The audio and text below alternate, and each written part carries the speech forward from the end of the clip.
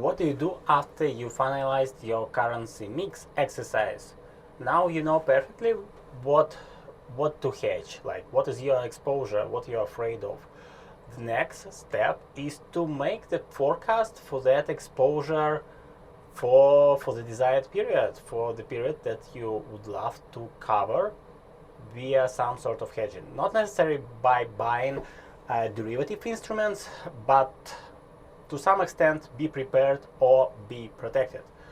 There are billions, I would say zillions, thousands videos and books on how to make a forecast, how to forecast better, how to automate the forecast, what is the process of the forecast. I will just tell the problems I'm facing myself. Then I'm pulling data from different sorts of forecast, and it has been happening throughout the whole of my career. In every company, there are certain points that that usually might cause a lot of additional questions, if not problems. Okay, let's get started. The first one is overconfidence in input data. I've seen that at many levels of the company, sometimes even at the CFO level, that the person just simply trusts the data she gets. That might cause a lot of problem, because sometimes it's human error, sometimes it's systematic error, sometimes it's just a typo, and to identify it, you have to dig a little bit, sometimes spend plenty of time on digging into the forecast and input data. Make sure the input is correct. If it's not correct, everything else actually doesn't matter. Obviously, it matters to what extent it's not correct, but if it's dramatically incorrect, it might cause a lot of problem.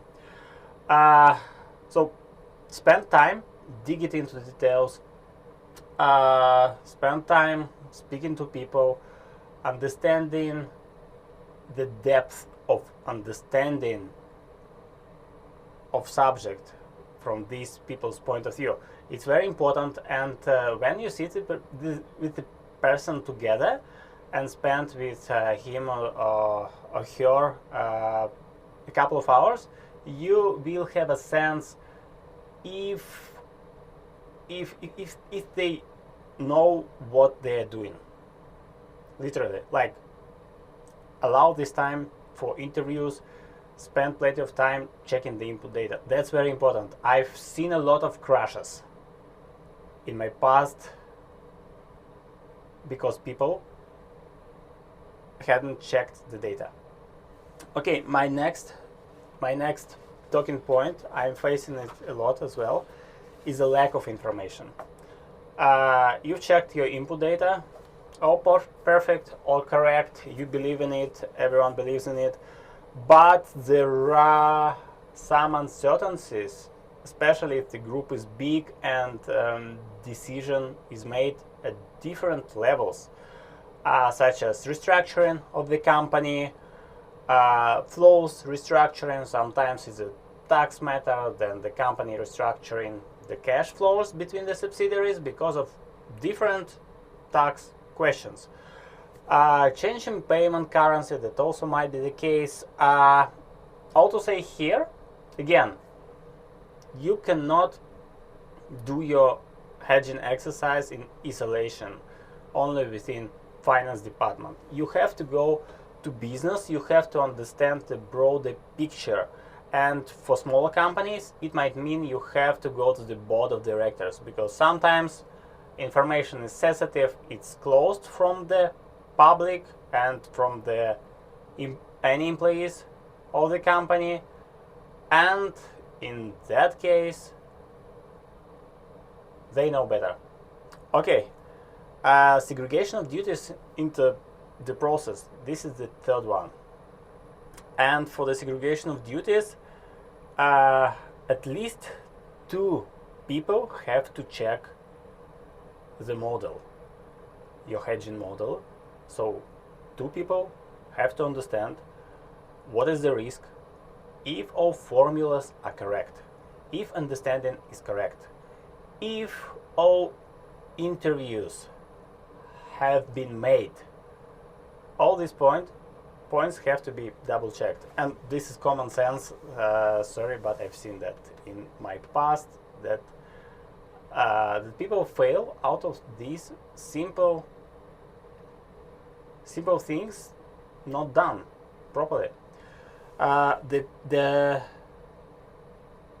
The fourth one, not a complete set of data.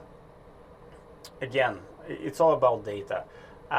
Sometimes some pieces might be omitted, especially within larger corporations with multiple subsidiaries, and for example, you are relatively new, you might not be aware about some joint venture, about some companies that not completely within consolidated structure, but working as a group from the substance perspective.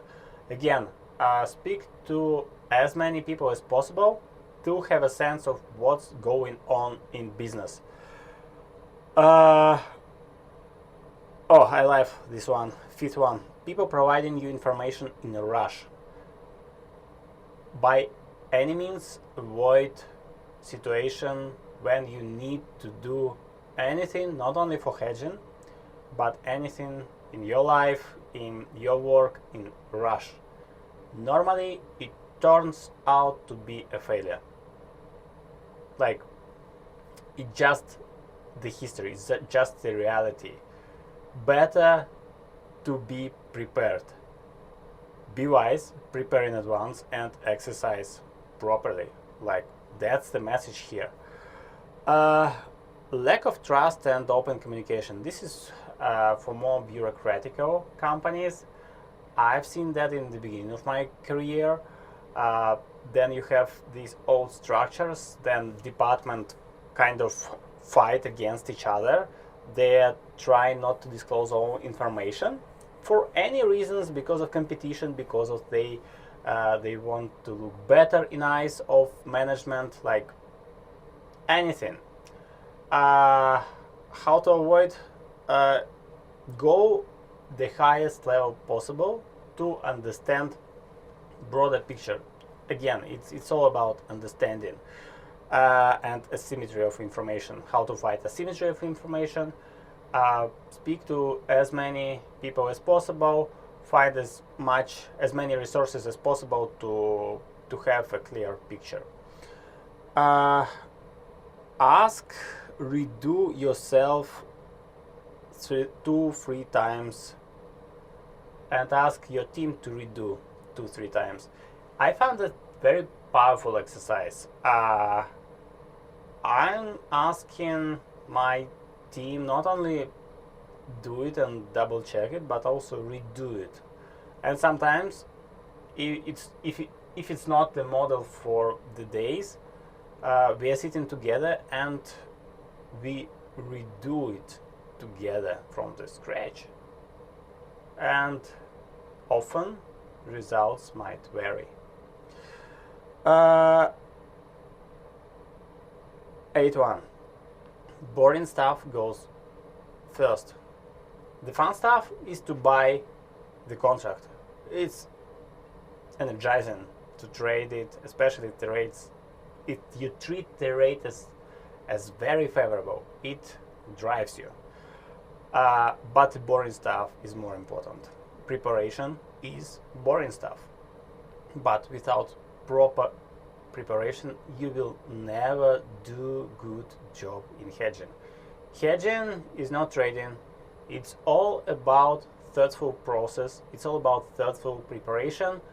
Be prepared, trade wisely, have your strategy in place, and have broader picture of the business. See you.